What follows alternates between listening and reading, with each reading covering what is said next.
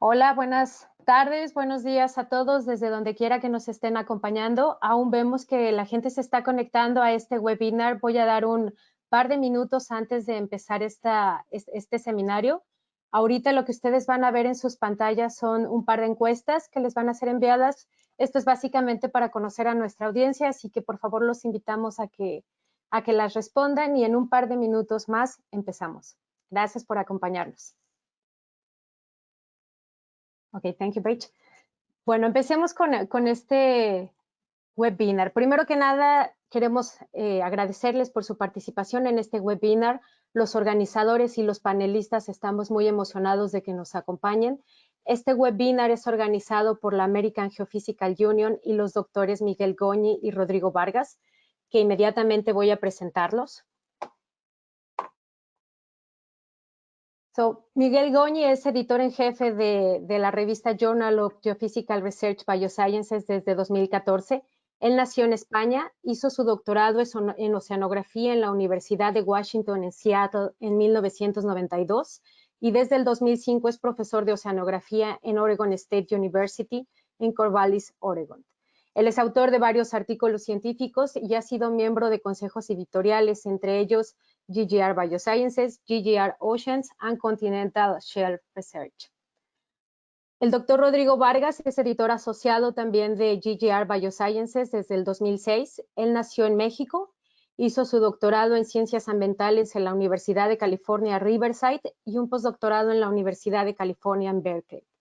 Fue investigador en el Centro de Investigación Científica y Educación Superior de Ensenada, CICESE, y desde el 2012 es profesor de la Universidad de Delaware.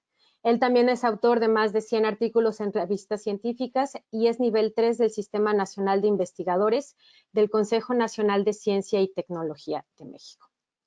Yo seré la moderadora de este evento. Mi nombre es Almadelia Vázquez Lule, soy bióloga de formación, nacida en México, y actualmente soy candidato a doctor en Ciencias del Suelo y Plantas en la Universidad de Delaware. Ahora voy a explicarles un poco la dinámica de este webinar. Este webinar, como su título dice, son consejos para publicar artículos científicos. Está estructurado a manera de consejos para publicar los artículos científicos, pero también consejos para revisar artículos científicos. Los invitamos, por favor, a que pongan todas sus preguntas en el panel que tienen de preguntas. Y al momento de que pongan sus preguntas, por favor, los invitamos a que nos digan desde dónde nos acompañan. Tengo aquí, voy a hacer un paréntesis, tengo aquí unas preguntas de gente que comenta que no escuchan. ¿Me pueden confirmar por el panel de preguntas y respuestas si hay personas escuchando esta plática? Si lo escuchan bien. Si alguien me puede confirmar. Ok, tengo gente que sí me escucha. Por favor, a la gente que no me escucha bien, les pido por favor revisen del lado de en su panel derecho que ustedes tienen. Hay algunos botones para ver si pueden probar su audio. También los invito a que revisen por favor su audio. Tengo gente aquí confirmándome que se escucha perfecto. Por favor, revisen su audio. Parece que la transmisión está escuchándose bien en el resto de las personas. Así que por favor revísenlo. Muchísimas gracias. Siguiendo con la dinámica, por favor, ya vi que descubrieron el panel de preguntas y respuestas. Perfecto. Los invito a que por ahí escriban todas sus preguntas. Por favor, aprovechemos este webinar que ha sido organizado por AGU y por los panelistas, aprovechando que ellos tienen mucha experiencia, son hispanoparlantes y saben de la complejidad que hay de transmitir nuestra ciencia escrita, pero más aún transmitirla cuando tiene que ser en un segundo idioma. Así que por favor aprovechemos esta oportunidad y esperamos sus preguntas en el panel adecuado. Sin más, dejo las presentaciones con Miguel y después con Rodrigo. Gracias. Vale, muchas gracias, Alma. Bueno, bienvenidos todos. Seguimos haciendo un quick poll y en cuanto termine ese empezamos la presentación. Por lo que he visto, hay una mezcla variada de gente que está escuchándonos, así que intentaremos daros los consejos de una forma que ojalá sean útiles. bueno, esperemos terminar este quick poll. Vale, sí. Vale, hay una buena mezcla. Bien. Muy bien, pues empezamos ya con la presentación. Paige, can you get us going? Muy bien, pues bueno, la primera parte de publicar artículos científicos es verdaderamente identificar la revista apropiada, como decimos aquí. La forma más importante de hacerlo es ver qué tipo de artículos quieres escribir y tener un poco de experiencia en ver artículos que han sido publicados en otras revistas. Hay revistas que son más específicas, hay revistas más generales. La idea es intentar ver y leer artículos que sean parecidos a los que quieras escribir tú. Una vez que tienes ya la revista elegida, también puedes ver el tipo de artículo que quieres escribir. Tenemos, por ejemplo, en nuestro Biosciences Journal tenemos short communications o letters, ¿no? Artículos cortos, un artículo general de los que escribimos y publicamos, y luego también tenemos artículos de revisión o review papers. Y claro, estos tipos de artículos tienen diferentes partes, diferentes objetivos, y saber cuál quieres escribir es el primer paso de publicación. Next slide, page. En cualquier revista científica que hayas elegido, incluso siendo nosotros también AGU y Wiley los que publicamos, hay una serie de instrucciones para autores que tienes que seguir, que tienes que leer, buscar específicas instrucciones y poder diseñar tu artículo de una forma que cumpla esas preparaciones, ¿no? esas instrucciones. Si no tienes el artículo escrito y diseñado de una forma que es la misma, que atrae, que se comparte con las instrucciones, el problema que vas a tener es ese artículo va a ser un quality control, un paso de quality control. Ese artículo va a ser devuelto, se te va a ser devuelto y vas a tener que revisarlo sin que siquiera el editor lo vea. O sea, hay un paso de quality control que es antes de que los editores reciban ese artículo.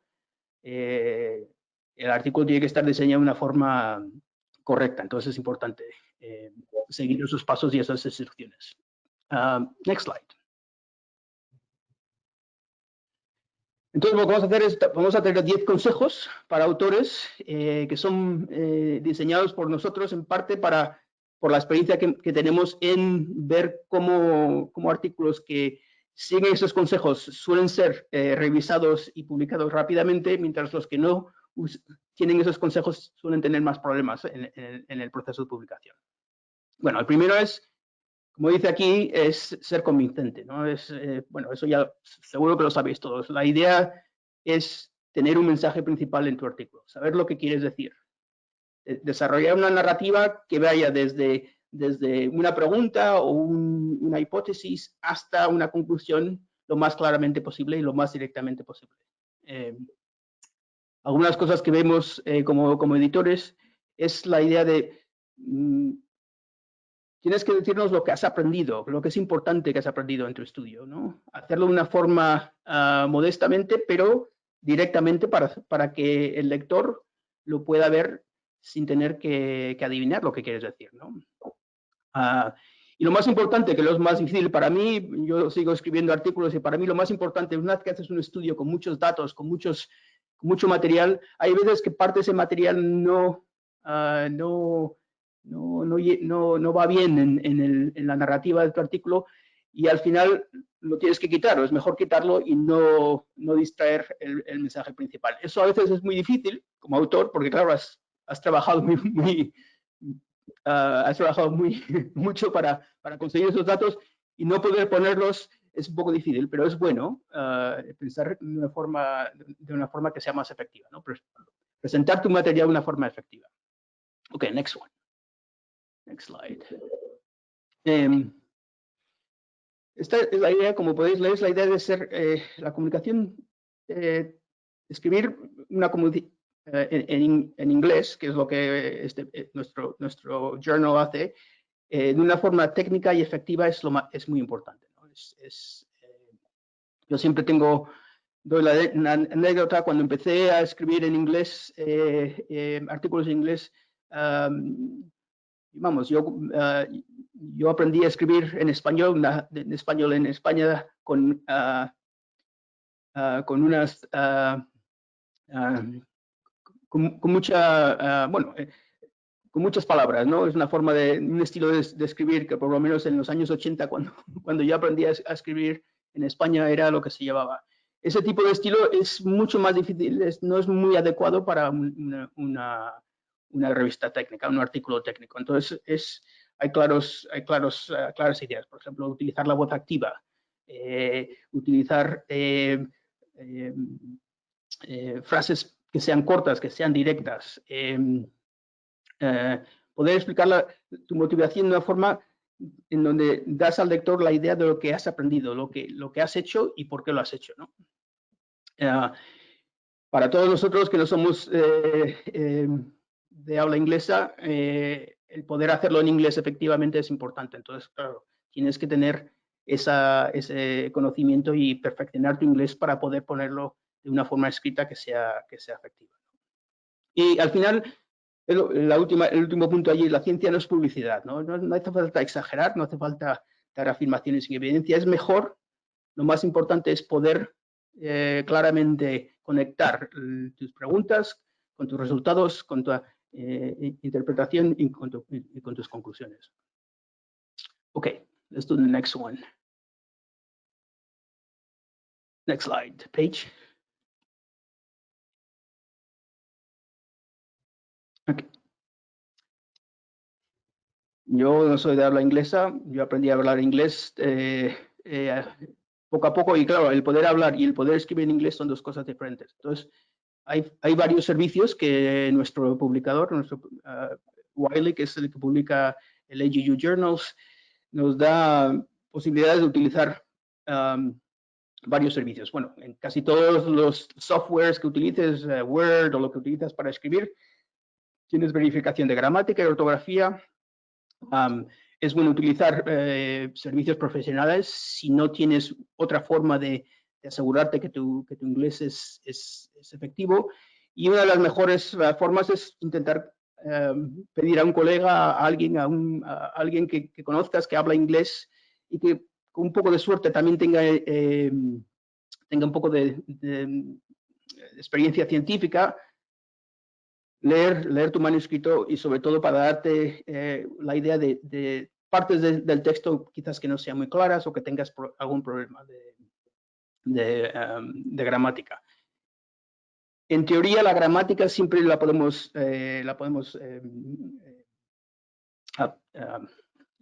hacer mejor, y el publicar, el someter una publicación, aunque tus datos sean buenos, aunque tengas muy buenas ideas, si la gramática y el inglés no es bueno, claro, los revisores van a tener mucho problema en leerlo y en poder hacer una revisión efectiva. Entonces, verdaderamente merece la pena intentar conseguir la mejor versión de inglés posible antes de la sumisión, y eso ayuda mucho en el proceso de revisión. Okay, slide.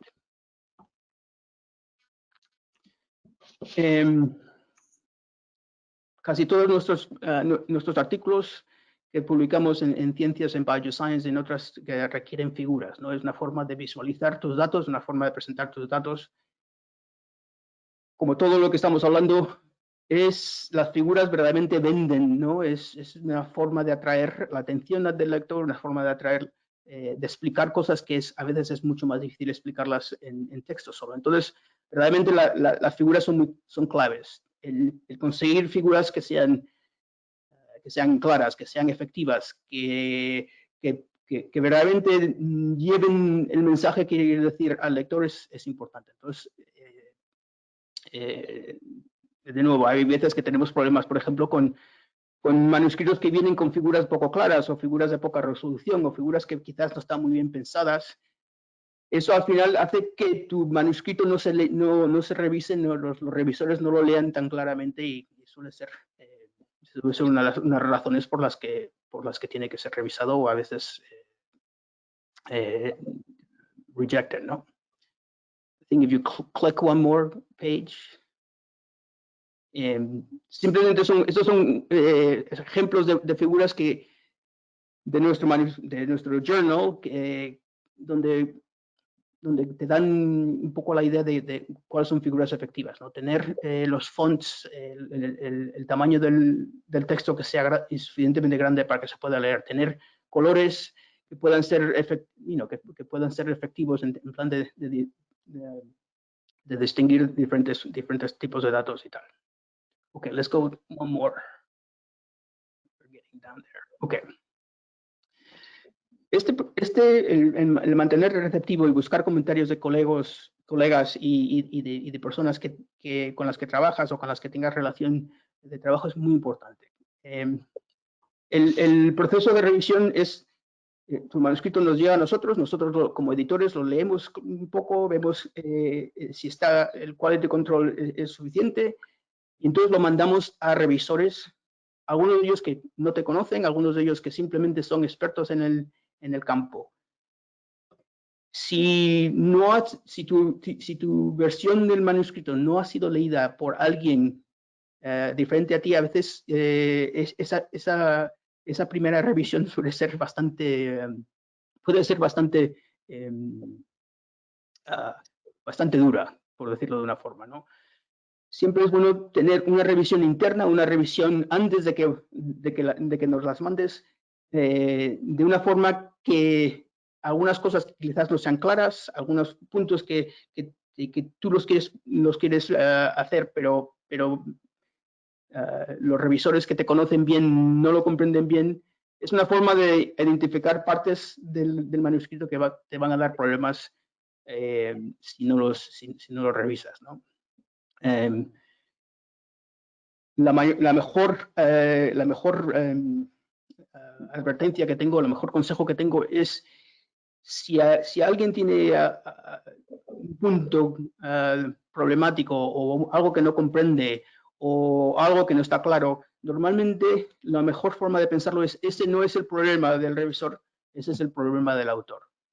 Si tú no puedes explicarlo algo suficientemente bien para que tu compañero de oficina o de laboratorio lo comprenda bien, seguramente será un problema para los revisores oficiales que nosotros elegiremos y esos problemas los tendrás en algún momento los tendrás que revisar. Entonces es mejor tener una primera fase de revisión interna antes de mandarnos a nosotros. Okay, let's go to 5.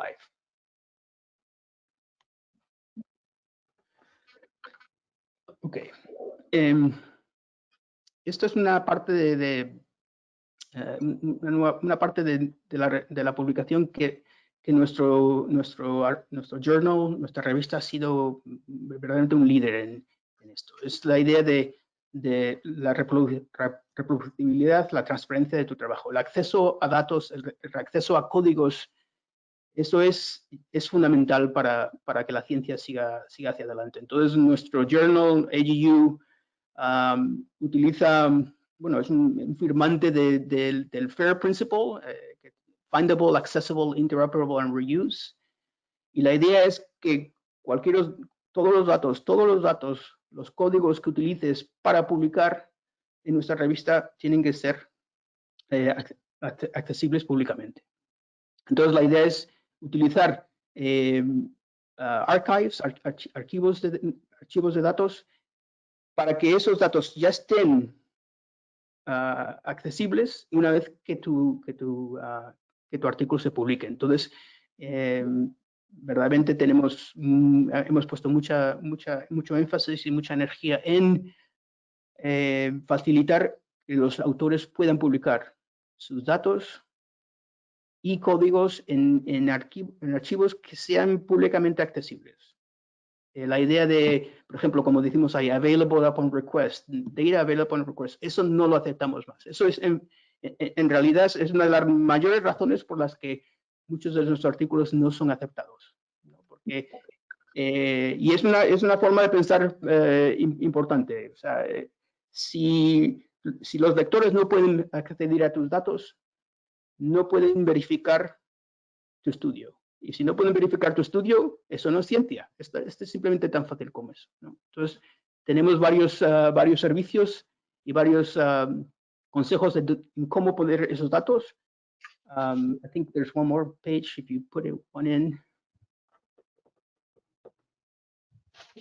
Yes, normalmente te aconsejamos ver, incluso antes de someter nuestro artículo, asegúrate que tienes una forma de poner tus datos en un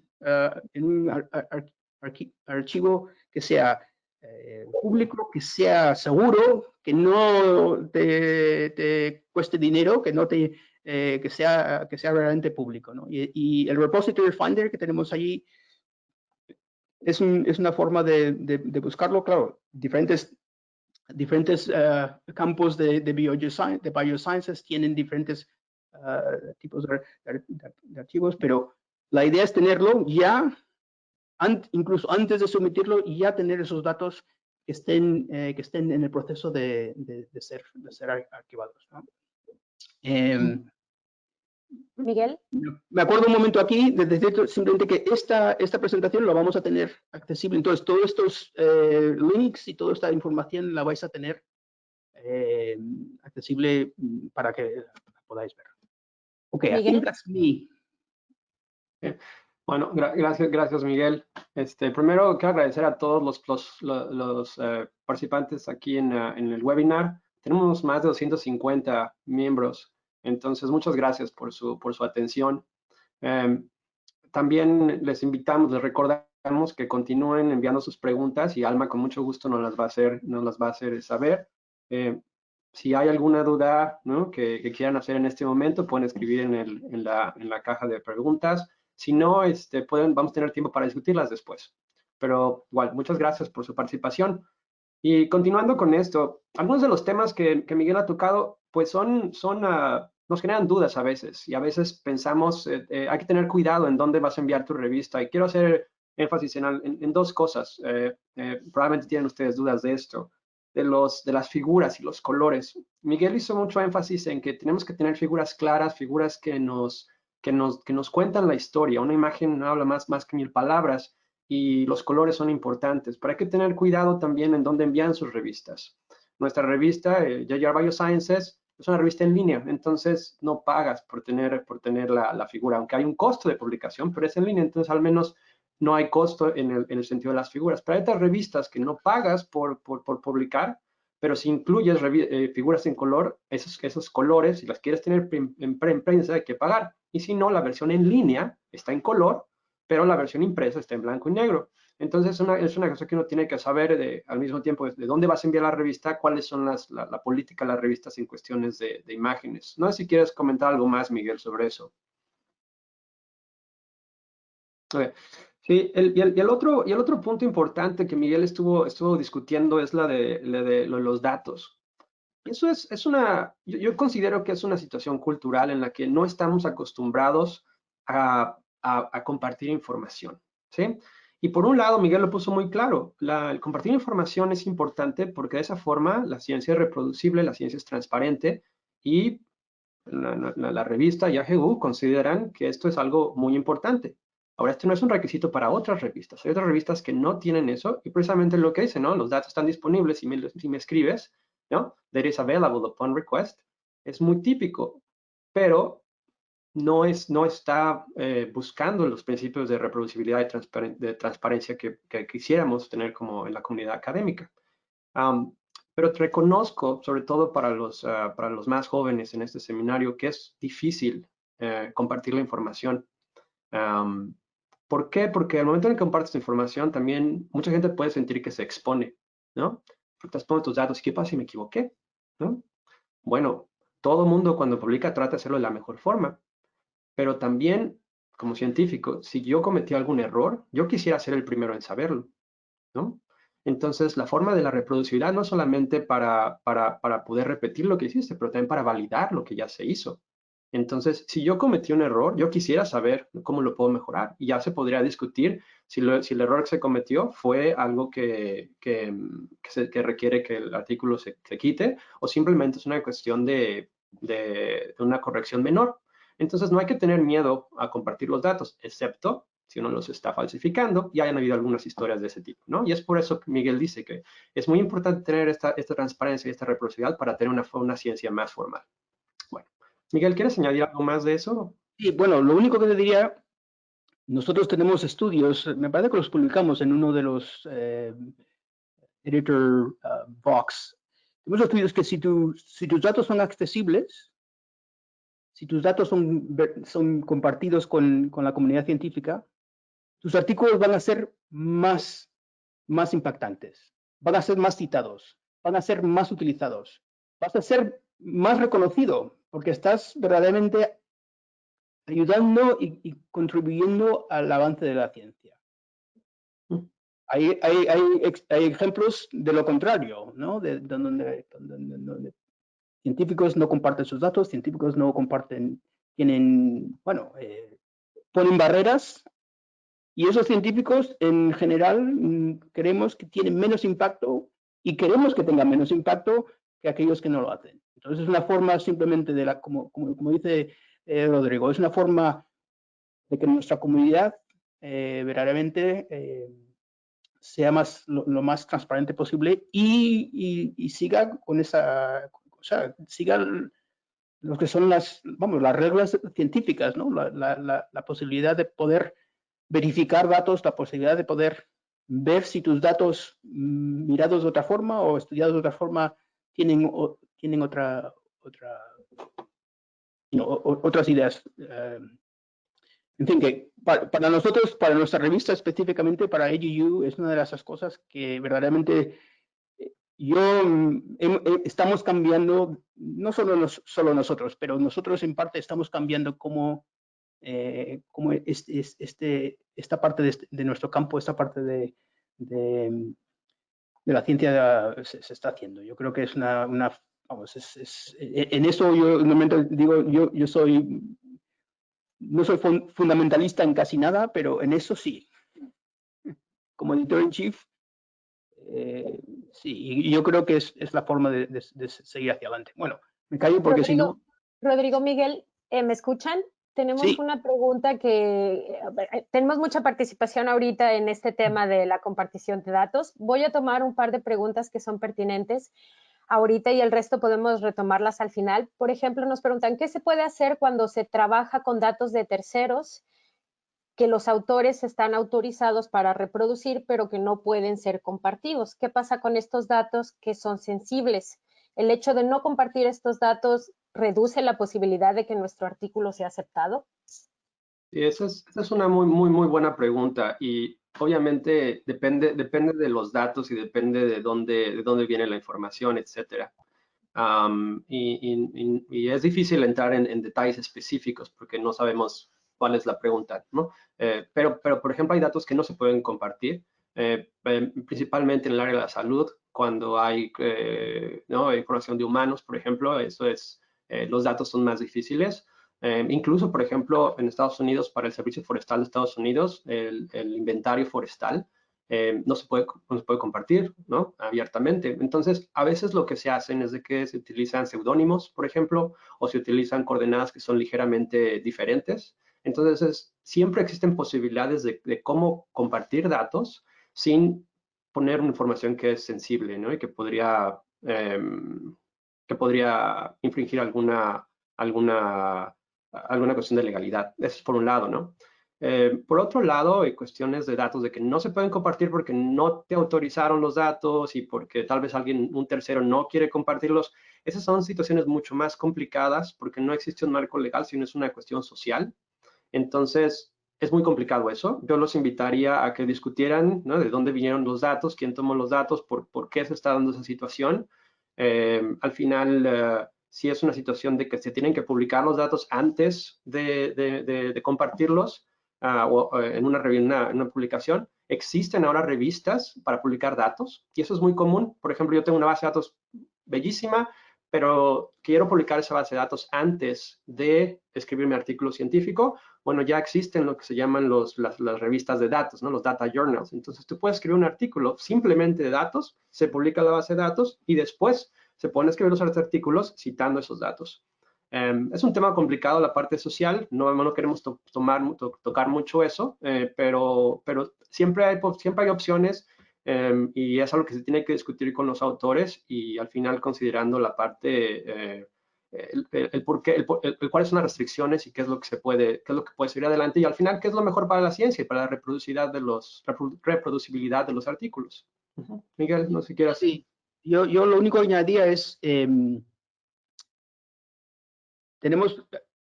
es una conversación que se puede tener sobre todo cuando, por ejemplo, datos de terceros o datos restringidos o datos en los que hay que pagar, pero lo puedes utilizar y no publicar.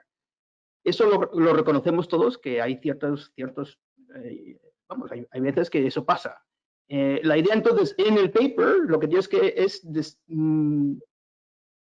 dar al lector suficiente información para que si ese lector necesita ver esos datos, los pueda ver, ¿no? Si son datos de terceros, por ejemplo, privados, ¿no? Pues eso, de una compañía petrolera, por ejemplo. La idea es en el artículo tienes verdaderamente darnos la idea de cómo accedéis a esos datos y cómo otros los pueden acceder. Ahí intentamos que sea lo menos, o sea, intentamos que eso sean las excepciones más que la regla, ¿no? Eso es, y lo bueno, vamos, mi idea o nuestra idea es la de hacerlo de una forma que todo el mundo pueda publicar lo más claramente posible.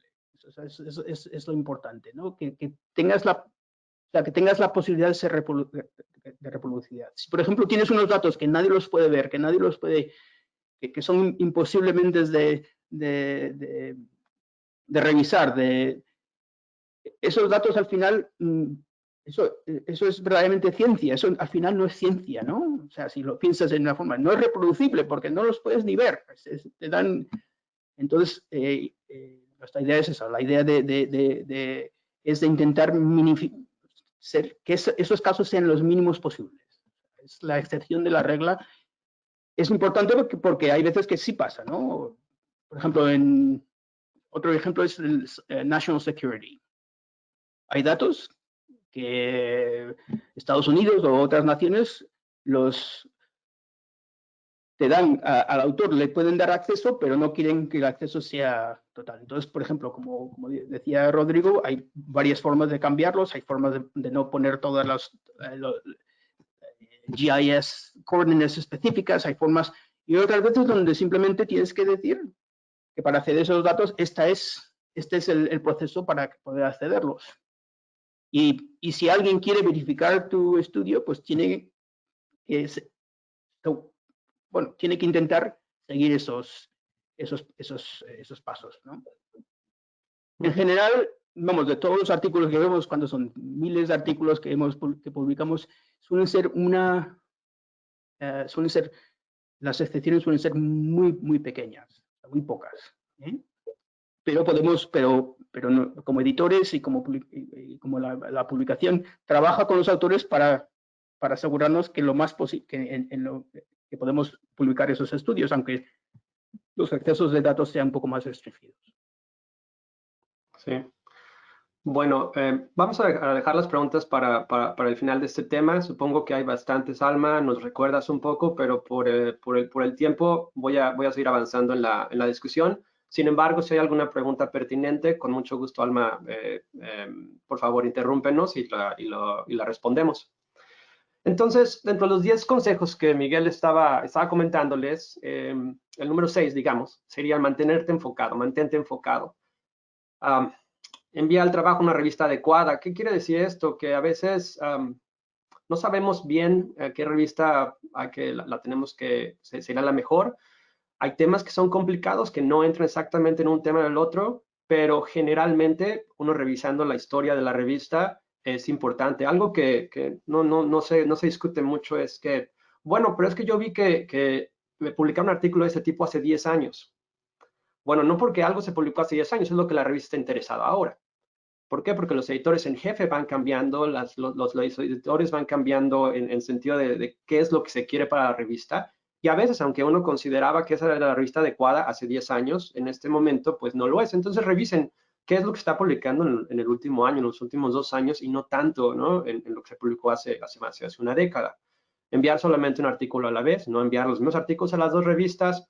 Puedes decir, no, es que nunca me van a agarrar. Claro que sí. A mí me ha tocado revisar 2 artículos que se enviaron a diferentes revistas y cuando, cuando la gente es experta en un tema, pues a veces sucede eso. Entonces, no, eso no lo hagan, por favor.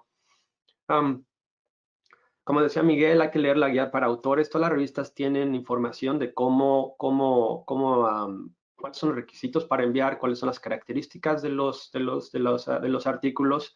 Entonces, es muy importante que revisen eso. Ahora las revistas han cambiado un poco, algunas, a un formato libre, de que tú lo puedes escribir como tú quieras, no tienes que seguir exactamente un cierto formato, pero la mayoría de las revistas requieren un formato. Entonces, como editor y como revisor, es una de las cosas que te fijas, que si los autores siguieron, ¿no?, un cierto orden que había por escrito. En cuanto al mantenerse enfocado, también es cuál es tu audiencia, para quién estás escribiendo. Recuerda que no estás escribiendo para ti, que no estás escribiendo para tu grupo de coautores, estás escribiendo para una audiencia, para una comunidad que va a leer. Y eso influye en el lenguaje técnico que estás utilizando, pero también el enfoque que le estás dando. No es lo mismo escribir para una comunidad A que para una comunidad B. Entonces es muy importante eso. Y si estás escribiendo a esa comunidad, va relacionada a la revista a la que quieres enviar el artículo. Después están los tipos de revista, hablamos un poco de esto en cuestión de quién paga, quién no paga, lo que dice Free to Publish. Hay revistas que no tienes que pagar para publicar, ¿sí? Pero ¿cuál es la casa editorial que está manejándolas? Existen ciertas discusiones sobre eso. Es una revista que es por una sociedad científica. ¿Cuál es la historia de la revista y de la casa editorial? Es importante al menos saber, y sobre todo si hay costos asociados en la publicación, ¿no? Porque eso es importante saber desde un principio, sabiendo que desgraciadamente tiene un costo alto el publicar en algunos casos. Sugerir revisores. Como editores tenemos un gran problema en escoger los revisores. No es porque no conozcamos a la comunidad científica, sino que en una revista genérica como lo que es JR Biosciences recibimos artículos de una gran gama de un área. Entonces Miguel, como editor en jefe, tiene un grupo de editores asociados que que nos enfocamos en diferentes disciplinas, pero llegan tantos artículos que a veces nos toca algo que más o menos, ¿no?, conocemos, y necesitamos tener información sobre quién podría ser el revisor. Incluso en temas que uno es un experto, pues yo no le puedo pedir a los mismos agentes que conozco que revisen 10 veces. Entonces, conocer a la gente es importante. Además, AGU tiene un principio de que queremos tener una diversidad, ¿no?, de grados académicos, de edades, ¿no?, biológicas, de sexo, de ubicación geográfica, etcétera, para que no sea nada siempre lo mismo. Entonces, queremos ser mucho más incluyentes en quiénes pueden ser los revisores para realmente cubrir la diversidad que existe de los lectores, ¿no?, y la gente que está contribuyendo para las revistas.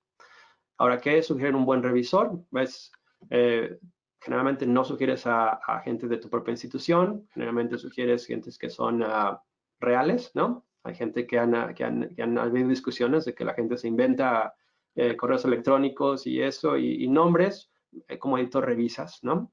Pero trata de hablar con ser gente que pueda ser revisor. La gente está muy ocupada, sobre todo en estas condiciones de COVID-19. Entonces, tener varias opciones de quiénes podrían ser es muy importante para los editores. Next slide, please.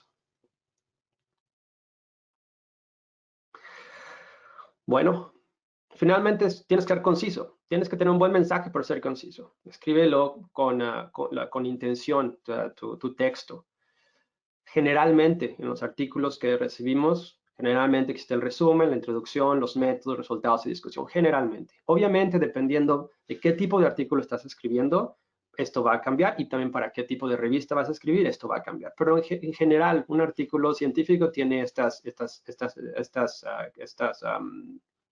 características. Entonces, existe mucha información en línea sobre cómo escribir. No vamos a entrar en detalle en este momento cuáles son las características de cada uno de estos, pero es importante que en cada una de las secciones uno sea conciso. Muchas veces a mis estudiantes les digo, es mucho más difícil escribir un artículo científico de, digamos, 45 páginas a doble espacio que escribir una tesis de maestría de 450 páginas, ¿no? Cuando escribir una tesis de 450 páginas es mucho más fácil.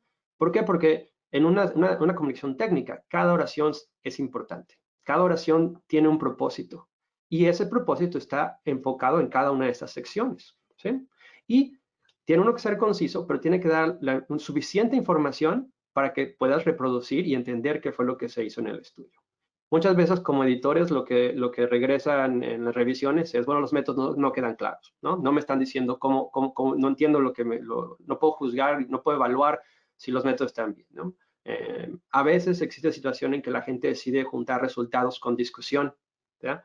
En lo personal, para las revistas, para artículos de este tipo, yo prefiero que estén separados. En algunos casos es importante que estén juntos, pero cuando están juntos el problema es de que a veces no queda muy claro cuáles son los resultados exactamente y cuál es la novedad de la investigación y cuál es la discusión. Entonces, a veces, ¿sí? Es importante juntarlos, pero a veces queda mucho más claro separarlos para que quede muy claro cuáles son los resultados y después muy claro cuál es la discusión. Esa es tiene uno que revisar también qué es lo que pide la revista y ver cómo es la mejor forma para comunicar lo que uno desea transmitir de información.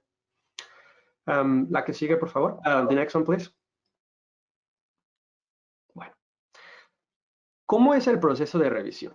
No, la primera vez que uno envía un artículo de revisión es una caja negra, uno envía, aprieta botones, envía el manuscrito y uno espera a ver qué es lo que está pasando, pero no es tan... es importante entender cómo funciona y cuáles son los pasos y por qué a veces es tardado el proceso, ¿no? El proceso depende de las revistas, pero en general dura unos 3 meses, ¿sí? El autor envía a la revista hace una primera digamos, revisión. Miguel puede hablar un poco más porque yo no estoy involucrado en esa primera revisión y lo envía a los editores. Miguel, ¿quieres hablar un poco más en ese paso de en cuanto la revista recibe los primeros y tal vez explicar que no todos pasan al siguiente nivel? Sí, bueno, es lo que decía antes. La revista tenemos AGU, tenemos gente que reciben todas las files, ¿no? Todos los ficheros, todas las partes del manuscrito y hacen una control de calidad, ¿no? Quality control. Ven si, por ejemplo, las figuras son suficientemente claras. Ven si el Data Archive section está hecha bien. Ven si bueno, tienen las diferentes, las referencias, las citaciones están bien hechas. Eso es lo que decimos calidad de control. Hablaremos en un momento de eso. También hacen lo que decimos un cross-check, que Rodrigo va a hablar en un momento, ver si el texto es original o no original. De allí, normalmente, si hay algunas cosas específicas que no mantienen, la revista, antes de que incluso que lo vea yo, la revista habla, bueno, se comunica con el autor y dice, tienes problemas con esto, con esto. Entonces es un proceso que a veces, si no lo tienes muy bien preparado, puede llevarte semanas, porque claro, si tienes que revisar, rehacer las figuras, entonces es importante que una vez que que te estás preparando para submitirlo, que que hayas hecho eso lo suficientemente bien. De allí la revista llega a los editores, al editor-in-chief, y entonces tenemos otro proceso también de ver. Ya más importante es ver, por ejemplo, si el tema si el tipo de estudio es de los campos que nosotros publicamos, ¿no? Por ejemplo, si nosotros a veces tenemos artículos que vienen a JGR Bioscience que a lo mejor son más de agricultura aplicada o son más de modelación o son más de campos que verdaderamente nuestra revista no es la revista adecuada, y tenemos varias formas de o rechazarlo, o como tenemos muchas revistas en AGU, también podemos contactar con editores de otras revistas y pedirles si creen que ese artículo específico es más adecuado para su revista que para la nuestra, ¿no? De allí, una vez que eso ya está hecho, que tenemos, que vemos que el artículo en general merece la revisión, es cuando ya empieza el envío a revisores, el contacto con editores asociados, el proceso ya de revisión en sí. Entonces, verás que muchas veces hay nosotros tenemos la posibilidad de decir un rechazo sin revisión. Eso quiere decir que ese artículo ha llegado hasta el editor o el associate editor, y por alguna razón que la intentamos explicar en nuestra comunicación, ese artículo no va a ser llevado, no va a ser, o sea, los revisores no van a ser contactados, ¿eh? Luego tienes una decision with revision o with review, so esa revisión, esos revisores ya entonces dan sus consejos a los editores para hacer la recomendación. No sé si es muy claro, pero bueno. Sí, gracias. Sí, gracias, Miguel. Entonces, lo enviamos a los revisores. Conseguir revisores es difícil y ser revisor es un trabajo voluntario. Entonces, es algo que uno tiene que estar agradecido como editor de todo el servicio que muchos de ustedes han hecho, muchos de ustedes van a hacer, y porque es la forma en la que nosotros tenemos una retroalimentación de qué es lo que opina, al menos parte de la comunidad científica, expertos en la comunidad científica de un tema sobre un texto específico. Generalmente dura un proceso de un mes. Nosotros damos que 28 días, Miguel, aunque es muy importante saber que uno puede decir que sí, y si uno no puede entregar la revisión en el tiempo que le ofreció la revista o le pidió la revista, es importante comunicarse y decir, puedo tener una extensión. Se vale, es completamente válido, de hecho lo agradecemos. Yo prefiero que llegue un correo diciendo, quiero tener 2 semanas más, a que estar esperando y de repente, pues yo tenía ya 3 revisores, pero uno no está contestando y entonces ahora el proceso de revisión se atrasó. Entonces es muy importante tener también esa comunicación, tanto como parte de autor como parte de revisor. Entonces uno puede decir sí y puede pedir una extensión, obviamente una extensión que sea razonable, ¿no? Hay revistas que te dan 28 días, un mes, hay revistas que te dan 2 semanas para hacer la revisión, y es una información que se da al principio cuando se hace la invitación, y ya depende de uno decir si sí o si no, si tiene uno tiempo, y además si tiene los conocimientos apropiados para revisarlo, y vamos a hablar de eso en un momento. Viene el proceso de revisión, los editores recibimos la información, dependiendo de eso tomamos una decisión, ¿sí? Y las decisiones, como decía Miguel, ¿no? Pueden ser una revisión menor, donde hay pocos cambios, una revisión mayor, o puede ser un rechazo. El rechazo, que se rechaza el trabajo, hay que entender también qué significa eso para cada una de las revistas. En el caso de JGR Biosciences existe la situación de que es rechazo, pero se invita a resometer el trabajo, ¿sí? Eso no quiere decir que la revista no está interesada en el trabajo. No quiere decir que el trabajo no tiene calidad. Simplemente quiere decir que el trabajo tal vez requiere mucho más esfuerzo y es mejor, para no poner algún tiempo específico, que los autores lo tomen esas recomendaciones y luego vuelvan a enviar el trabajo como un envío nuevo. Entonces hay que tener mucho cuidado en leer qué es lo que significa un rechazo. Y en otros casos definitivamente es un rechazo en donde, bueno, la revista en este caso pues no puede aceptar el trabajo por diferentes razones. Entonces un rechazo no quiere decir el trabajo no vale o el trabajo no lo quiere volver a ver la revista. Hay que leer muy bien. Y en caso de duda es muy importante comunicarse con el editor. A veces, siendo más joven, a uno les da un poco más de nerviosismo comunicarse con el editor en jefe, pero Miguel puede comentarles cuántas veces la gente se comunica, explica para pedir un poco más de información. ¿Es común o no, Miguel? Sí. Bueno, no es tan común como debía ser, pero sí, estamos aquí para eso exactamente. O sea, la idea de tener editores es es por eso, es para poder pedirles clarificación, para poder consejos. Y al final eso siempre intentamos ser lo más comunicativos posibles porque, sobre todo para editores jóvenes o early career, ¿no? A veces necesitas esos consejos y para eso estamos aquí. Vamos. Sí, sí, entonces yo digo, sean respetuosos en la comunicación, obviamente, pero claro, los editores estamos para ayudarlos y para explicar cosas que no quedaron claras. Finalmente llega al autor y dependiendo de eso, ese proceso puede ser iterativo y puede dar varias vueltas, ¿no? El proceso generalmente dura 3 meses, generalmente, pero hay casos en que dura más. Si ha durado mucho, también es bueno comunicarse con el editor para recordar, ¿no? Es decir, me gustaría saber cuál es el estado de mi manuscrito. Y el editor le puede decir, mire, sí está o no está, o qué es lo que ha pasado. No esperen 6 meses. 6 meses tal vez sería mucho en comunicarse, pero si ya pasaron 4 meses, tal vez es bueno preguntar, ¿no? De una manera correcta.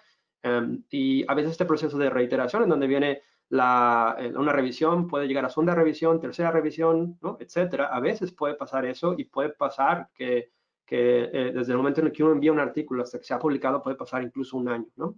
Yo tengo historias en el que un artículo fue revisado 27 veces. Otras veces, ¿sí? Fue revisado 4 veces, después de la 4ª revisión fue rechazado, ¿no? Entonces, pasan situaciones, son situaciones específicas, pero en general el proceso funciona de esta forma. The next slide, please.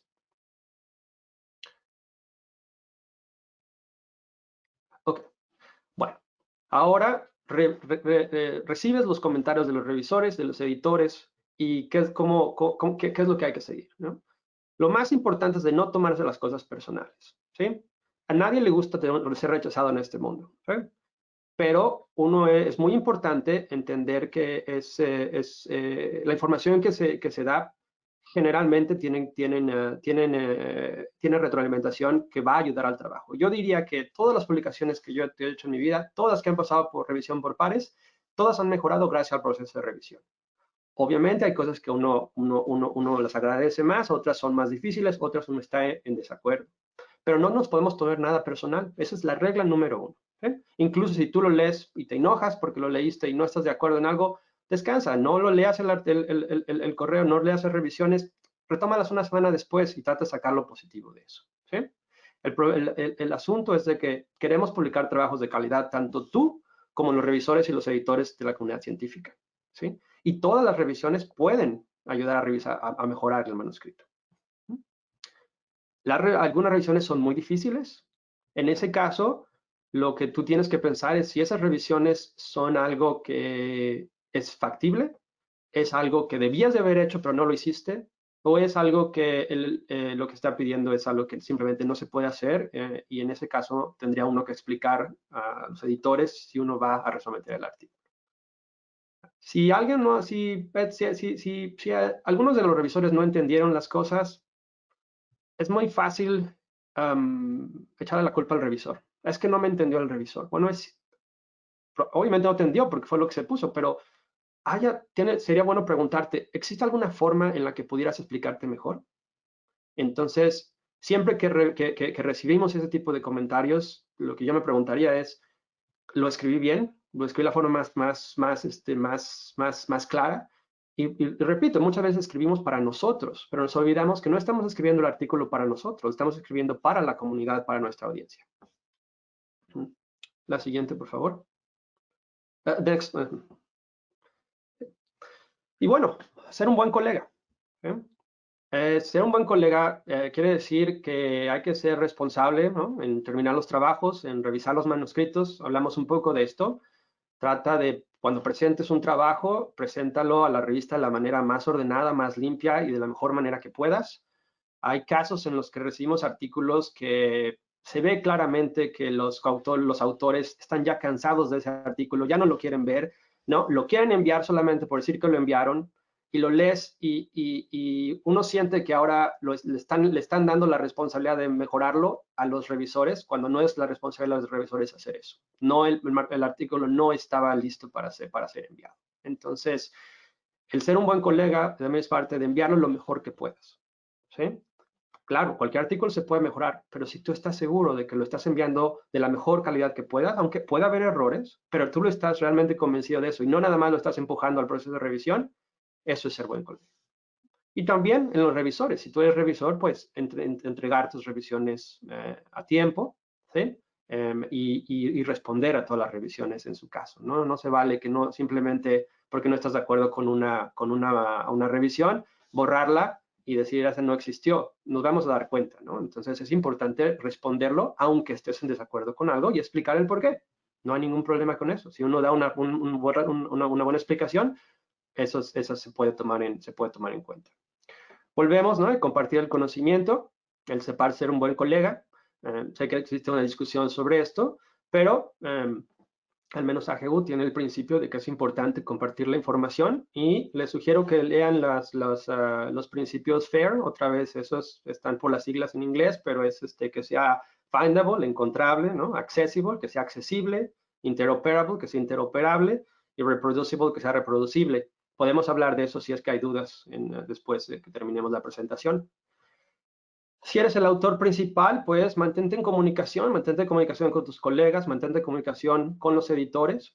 Como decimos, no es malo, ¿no? Escribir un correo. Esta es una cuestión de coautoría, es el segundo punto. ¿Quién va a ser coautor? Es de una situación en la que existen diferentes principios que están en diferentes recursos en el Internet. Lo puede uno encontrar o pueden ser principios que están dentro del laboratorio en donde ustedes están trabajando o en la institución que ustedes están trabajando. Lo importante es comunicarlos de la forma más clara que se pueda. Es otro tema complicado y hay situaciones a veces en las que la parte social otra vez vuelve a jugar un peso importante, pero es importante hablarlo. Y finalmente es importante de que todos los autores hayan aprobado y visto el artículo. En nuestra revista, cuando es que envías el artículo, envía un correo a todos los que están incluidos como coautores. Entonces, si pusieron mi nombre en una revista, yo me voy a recibir un correo electrónico en el que me dice, se ha enviado un artículo o se ha enviado este artículo y está usted considerado como autor. Entonces, han habido casos en los que nos han escrito y decir, yo no aprobé que se enviara esto. Entonces, ¿saben? No es ser buen colega. Lo querían empujar rápidamente al proceso de revisión y alguien lo envió sin tener la aprobación de todos los colegas. Entonces, es muy importante que haya una aprobación de toda la gente y no poner nombres que no están involucrados o que no dieron el visto bueno en ese momento. Miguel, ¿algo más o continuamos? Continuamos. Vamos a... Okay.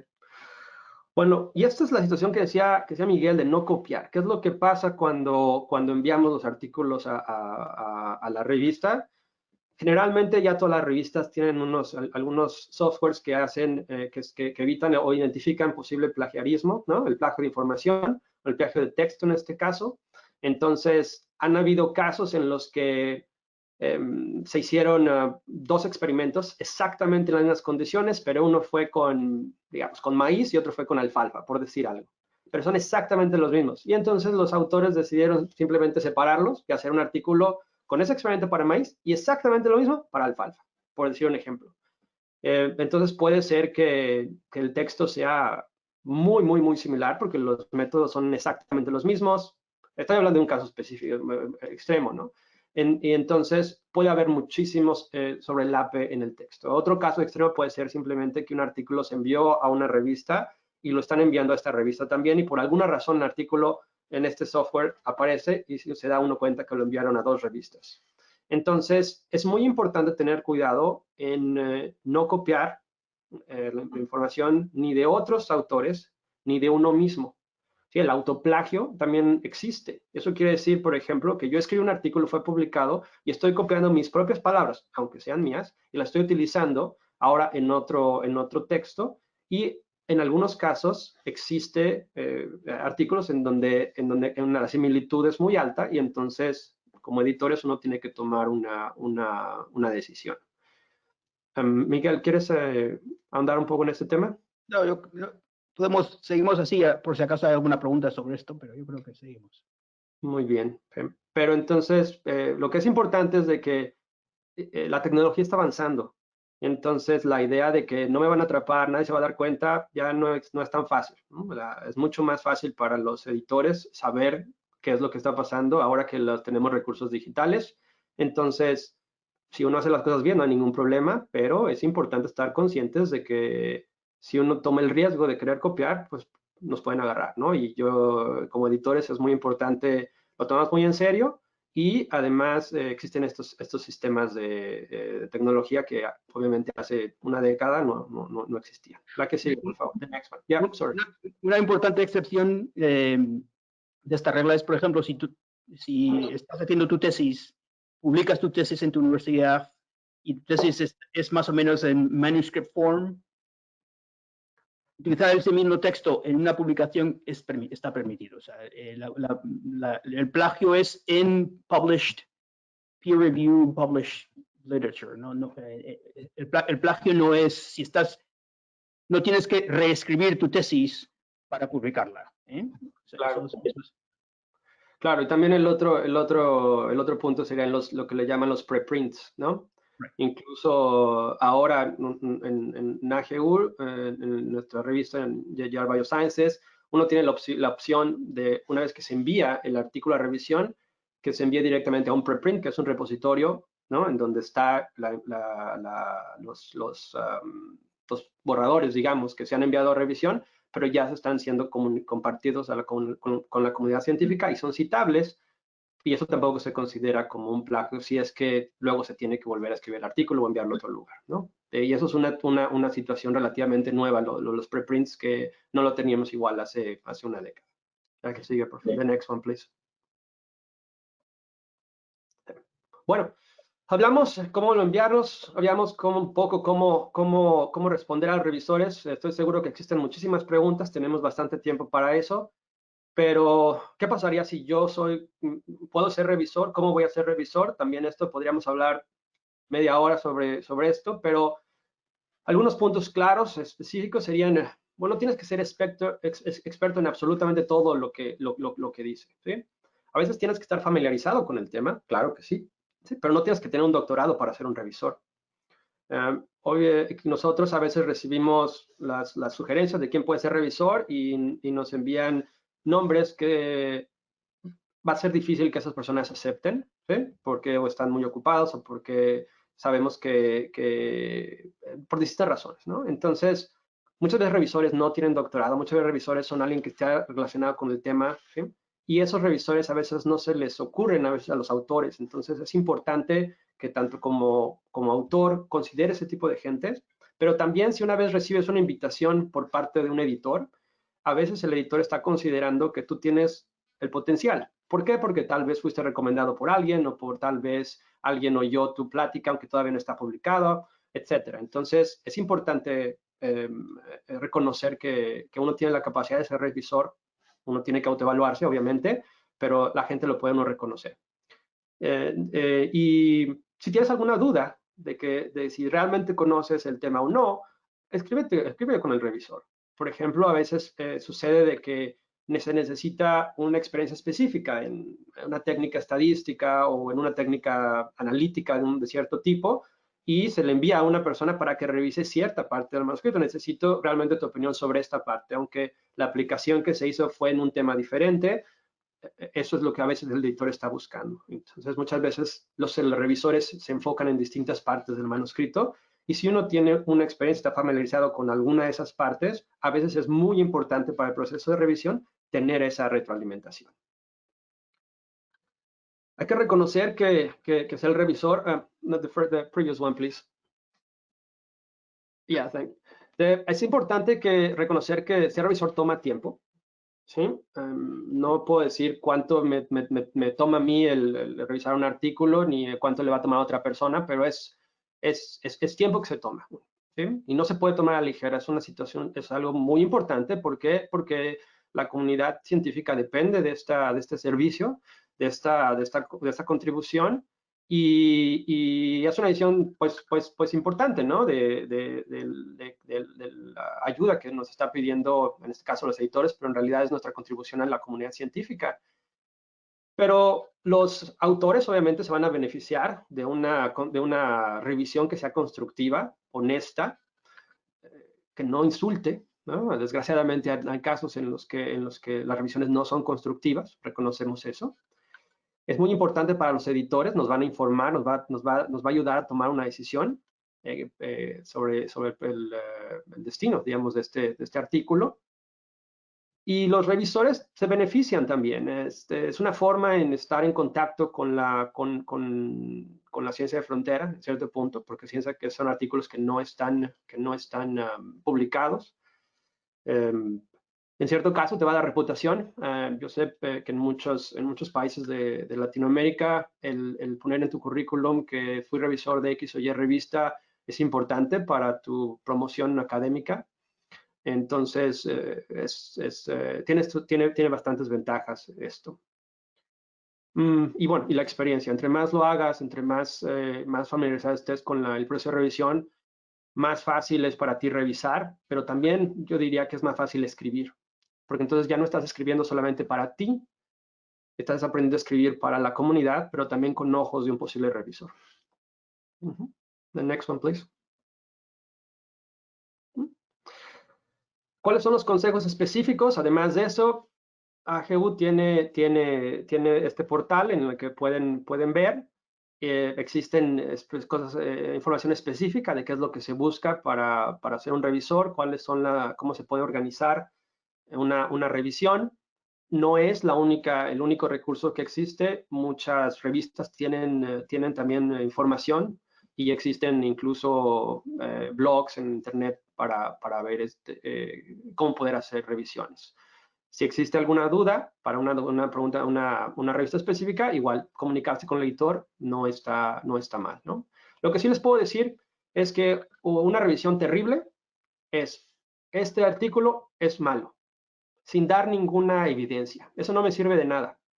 Y además con eso yo no puedo tampoco rechazar el artículo porque no me dice nada. Pero una revisión también muy mala, es decir, este artículo es excelente. Porque también no me dice absolutamente nada y no vale nada esa revisión para mí como editor, porque no tengo elementos para tomar una decisión de que sea malo o que sea bueno. Entonces, si uno va a decir algo, elabora el por qué lo estás diciendo. The next one, please. Pero, efectivamente, al organizar la revisión generalmente queremos saber cuál es tu impresión general del artículo, ¿sí? Un resumen de cuáles son los puntos más importantes y si se considera desde el punto de vista del revisor que es algo novedoso, interesante, polémico, etcétera. Y poner la evidencia, como decía, ¿sí? Si uno sugiere ciertas cosas, ¿por qué lo estamos diciendo? Y tanto evidencia por la parte positiva como evidencia para la parte negativa en este caso, o en la parte constructiva, ¿no? Que se puede mejorar. A veces es más difícil revisar un artículo que está mal escrito. Entonces, hay revisores que ponen muchísimo esfuerzo en eso y lo agradecemos muchísimo, pero a veces regresamos revisiones en las que nos dicen, pues, no está listo y tampoco los autores tienen mucha retroalimentación porque era demasiado trabajo para el revisor y no es el punto del revisor a atender cosas que se tenían que haber entendido mucho antes de haberlo enviado. En las revisiones también es importante poner otros puntos, detalles a considerar, a pesar de estas dos secciones muy importantes. Y a veces ahí es donde uno puede, si tiene tiempo, poner un poco de detalles sobre figuras o sobre puntos que son menos críticos, digamos. Hay gente que pone revisiones gramaticales, etcétera, aunque yo diría no es el objetivo, ¿no? del revisor, pero a veces uno incluye ciertas cosas. Miguel, ¿quieres añadir algo más sobre las estructuras? Yo creo que sí, exactamente. The next one, please.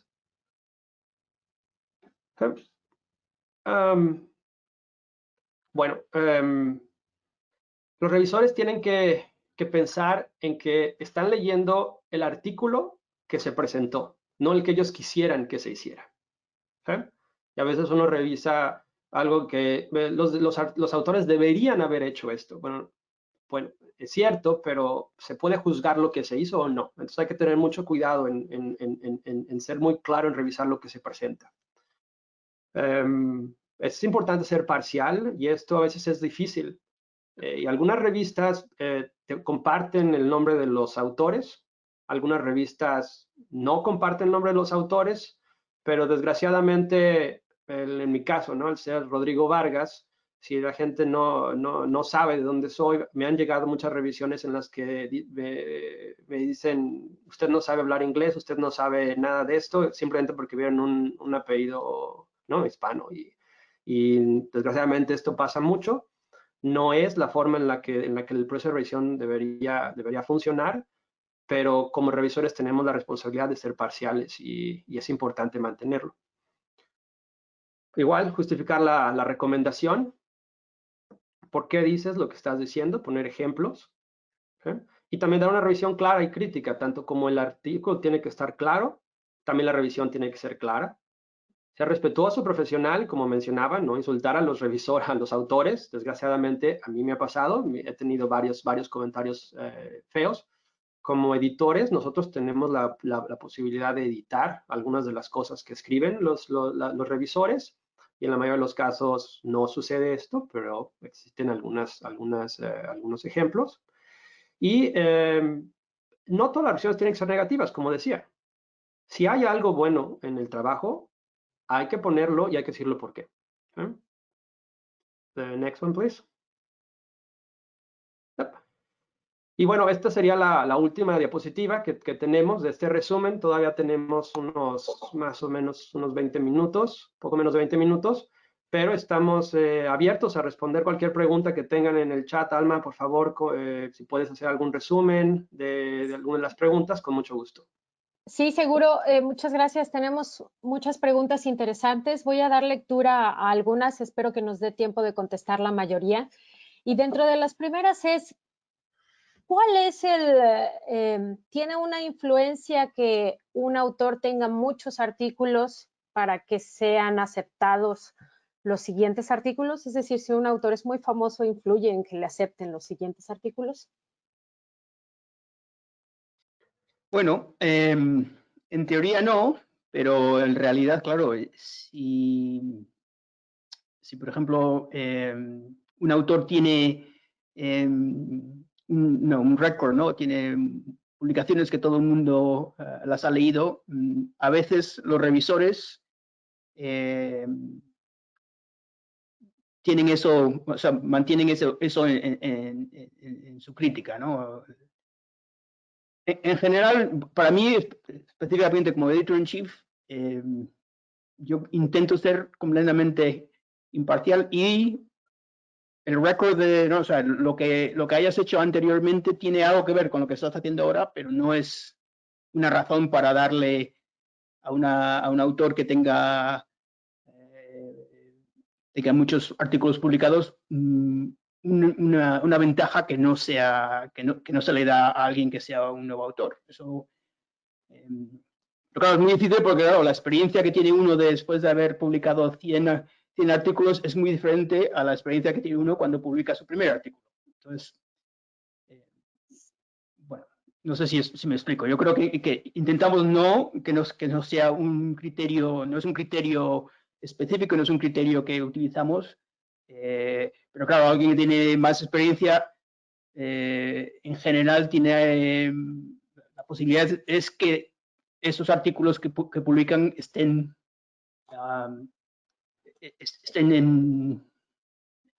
mejor en plan de publicación futura, ¿no? O sea, ¿tú qué crees, Rodrigo? Lo que mencionamos en la publicación, desgraciadamente no todos los revisores son imparciales. Existen estas ideas, desgraciadamente, como mencionamos, y es lo que tú mencionas, que a veces sucede en eso, pero en un mundo ideal uno no debería ser así, ¿no? Y no es, como dice Miguel, no es lo que nosotros como editores vemos, sino nosotros vemos la calidad. Y lo que podría yo decir es que en mi experiencia he recibido artículos de gente que tiene muchas publicaciones y las hemos rechazado. ¿Por qué? Porque no está bien escrito. Entonces, claro, desgraciadamente existe esa situación, no es lo que se espera de las revisiones, no es lo que se espera en el proceso, y lo que intentamos hacer es ser imparciales. Ok, gracias. Tengo otra pregunta. ¿Qué sucede con el conflicto de intereses? ¿El editor puede decidir no tomar en cuenta una revisión de algún revisor cuando hay un conflicto de intereses, pero el revisor no lo expresa de manera explícita? Sí, bueno, los conflictos de intereses, en teoría intentamos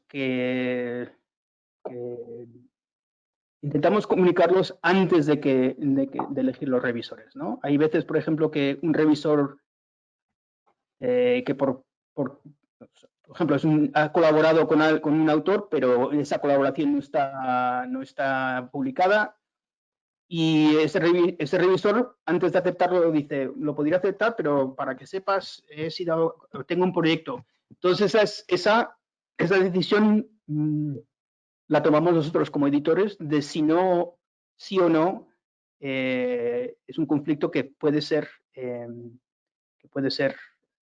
tomado en cuenta, ¿no?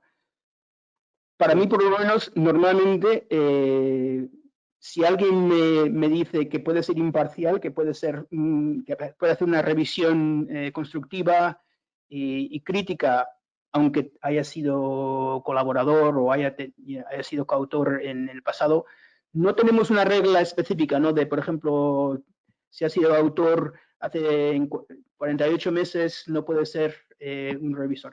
Eso tenemos un poco de flexibilidad.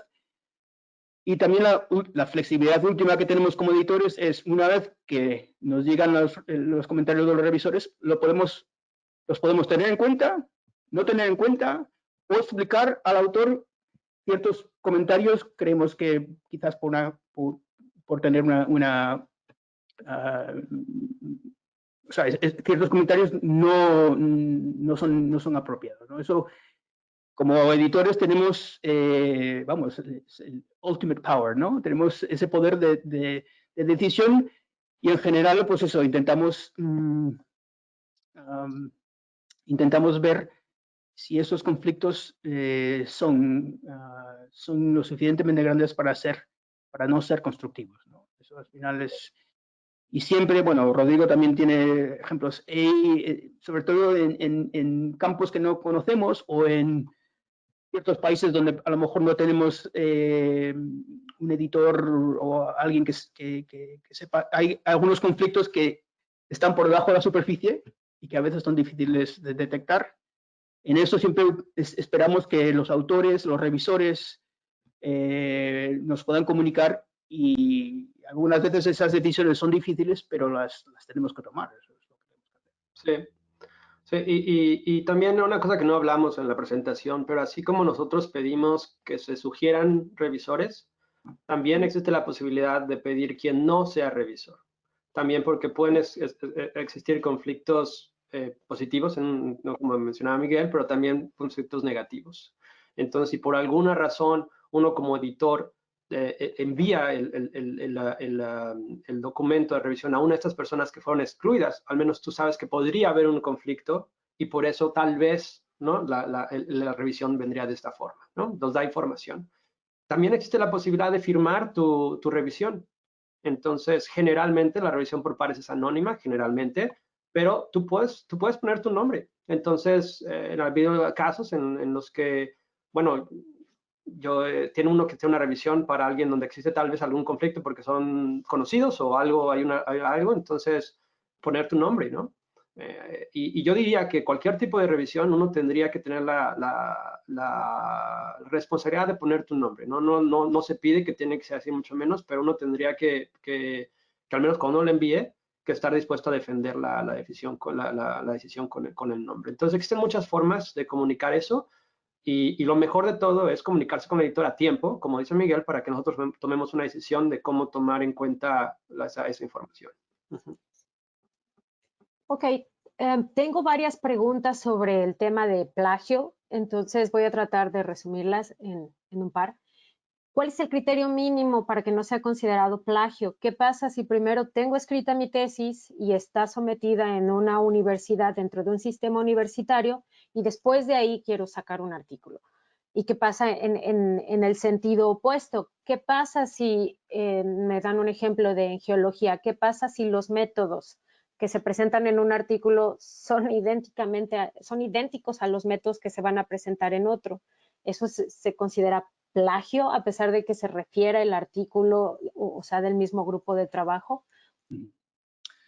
Bueno, en el caso de la tesis no hay ningún problema de plagio. O sea, la publicación de una tesis en tu universidad no es y luego publicas ese capítulo como un paper, no hay ningún problema. Puede ser exactamente igual. O sea, es una de las excepciones al plagio, ¿no? Normalmente, cuando hacemos el cross-check o hacemos esos textos, lo vemos y ves, no, pero esta es la tesis del estudiante, no hay ningún problema.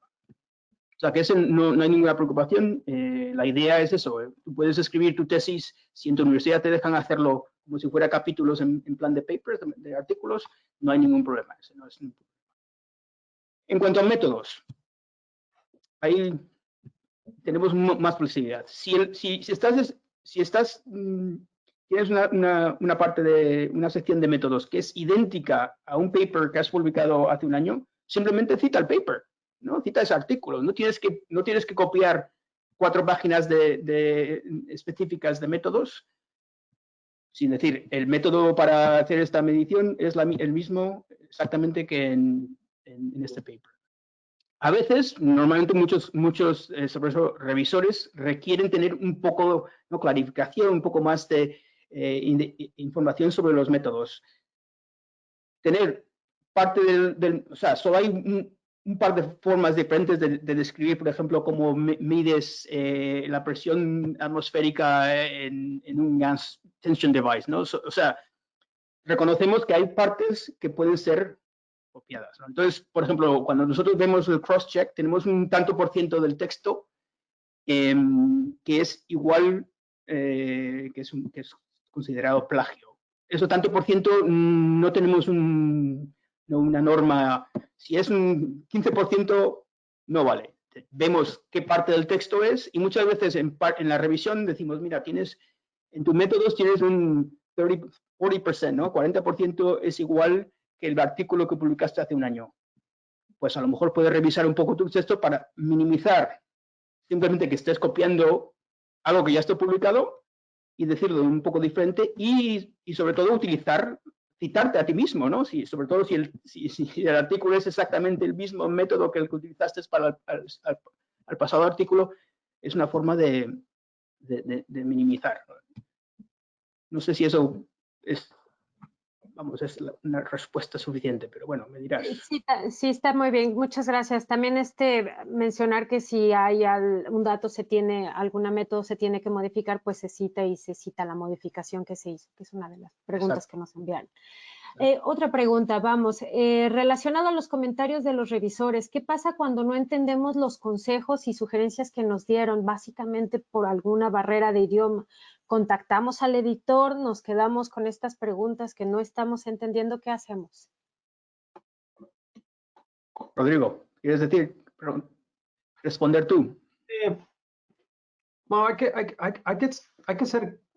que ser honesto en que si la situación es una barrera de idioma o si la situación es una barrera conceptual. Si es una barrera de idioma, lo que yo haría sería presentarle el texto a algún colega que sepa inglés y que me ayude a entender qué es lo que entiende esta persona por lo que está escrito, ¿no? Esa sería mi primera recomendación. Si es una barrera conceptual, yo creo que allí hay 2 formas que se pueden hacer. Una opción es decir, bueno, uno tiene que evaluar si lo que está pidiendo el revisor es algo crítico o no. Y en muchos casos vemos respuestas a los revisores diciendo, no me queda muy claro lo que el revisor dice. Nosotros interpretamos lo que el revisor dice de esta forma y por lo tanto tomamos estas acciones, ¿no? Esa es una forma, ¿no? Pero en algunos casos es que tal vez uno no sabe muy bien para dónde va y qué tan importante es o cambiaría. Es más complicado eso, pero si uno tiene el tiempo y la disposición de escribirle al editor, allí, por ejemplo, sería algo importante, sobre todo si es algo muy importante el artículo. Si es algo menor, tal vez uno puede tomar una decisión, pero si es algo mayor, yo creo que uno puede contactar al lector y decir, mire, tenemos esta duda, es algo que usted considera que se debería cambiar, y puede uno tener una retroalimentación. Okay. Sí, yo lo único que añadiría es, hay veces donde, pocas veces, pero donde los comentarios de un revisor quizás no sean súper claros, incluso para mí como editor, y entonces si el autor nos contacta diciendo, tenemos una pregunta, ¿qué quiere decir? Yo puedo contactar al revisor para que aclare, ¿no? Los revisores, como los autores, a veces someten su revisión y quizás no lo han pensado completamente. Hay texto que a veces es un poco, no es muy claro, y esas aclaraciones se pueden hacer. No los hacemos mucho porque en general la mayoría de la gente, de los autores, hacen lo que Rodrigo acaba de decir. O sea, simplemente tomamos este comentario, lo entendemos de esta forma y lo hemos, y nuestra revisión está diseñada para respuesta, ¿no? Bien, una pregunta, y yo creo que ya será de las últimas, una pregunta sobre la elección de la revista. ¿Cómo considerar el factor de impacto? ¿Cómo saber si un factor de impacto es positivo o negativo? ¿Y qué factores de esa revista podrían considerarse como positivos? Factor de impacto. Bueno, ahora en JGR, nuestra revista es JGR Biosciences, es parte del JGR, Journal of Geophysical Research. Los impactos de cada sección de JGR ahora están publicados, es parte de, si vas al website lo puedes ver. Reconozco que el impacto de publicación es una cosa importante. Yo en general pienso, esos son mis propios pensamientos, que la razón principal para elegir una revista no debería ser el impacto, ¿no? Debería ser verdaderamente quién lee ese artículo, qué parte de la comunidad científica está leyendo esos artículos y como decía Rodrigo, ¿cuál es tu audiencia? Ok, perdón Miguel, creo que ya estamos ahora sí en tiempo. Voy a cerrar la discusión, voy a resumir y agradecer de nuevo a ustedes, a los organizadores. Mil disculpas, quedaron varias preguntas pendientes, ojalá que se les pueda dar continuación. En el momento máximo de esta conferencia llegó a haber más de 270 personas conectadas de países como México, Colombia, Japón, Canadá, Argentina, Chile. Estamos muy agradecidos. Este webinar está grabado. Por favor, si pueden regresar a él y se les compartirá este link al momento de que se termine esta presentación y esperamos que también algunas de las preguntas que quedaron pendientes puedan ser atendidas. Muchas gracias a todos. Rodrigo, Miguel, si gustan agregar algo más antes de que se cierre. Gracias. No, muchas gracias por la participación y por el apoyo. Tener 270 participantes es muy motivante para nosotros. Y lo que intentaremos es, viendo las preguntas que todavía quedan en el chat, yo por lo menos tengo tiempo hoy, en los próximos días, de intentar responder algunas. O sea, si las compartimos, las podremos poner. Y creo que ese chat también se puede estar colgado, ¿no? Puede ser parte del recording. Ok, perfecto. Pues muchas gracias a todos y los esperamos en otro evento de AU. Gracias. Adiós.